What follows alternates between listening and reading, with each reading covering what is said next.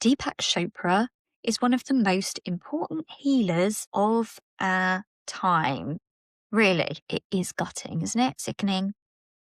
Because if you're anything like me, then perhaps there will have been a time some years ago when his voice was in your ears like it was for mine for hours.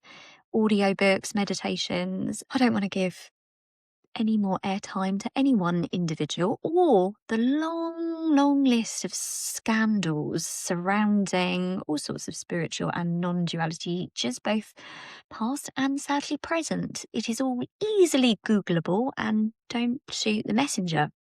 What it does raise is an important misunderstanding that we need to clarify. So the question, do gurus really exist? Let me be clear. This isn't saying all teachers are corrupt. A good guide, someone who has genuinely walked the talk and can light the way, can be invaluable. And I have worked with humble, brilliant, grounded people of immense integrity. The problem isn't the teacher.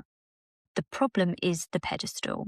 It's the power imbalance. And even without scandal, the other thing that can creep in, spiritual ego, any sense of specialness in a teacher, that is a big red flag. Awakening experiences, they're absolutely real and they happen to ordinary people every single day. And whilst those experiences are special, they don't make us special. If we spot that in someone, that is the ego getting in along the red carpet through the VIP entrance. The very word persona comes from the Latin for mask, the character played by an actor. So to idolize people is to fall in love with a mask. And this points to something radical. The idea of the perfect master, it rests on a misunderstanding, because the enlightened person that we're searching for, it simply doesn't exist. An enlightened person, it's a contradiction in terms. Our identity of a me, a history, opinions, personality, that cannot become enlightened. Although enlightenment is everything, it isn't something that can be added to an ego like a trophy.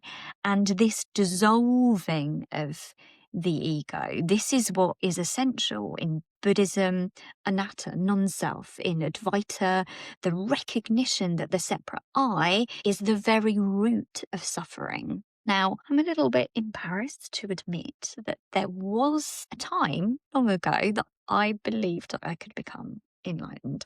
And now, after many awakening experiences, look how special I am, that idea is simply laughable, because what was present in every one of those experiences was the astonishing absence of me.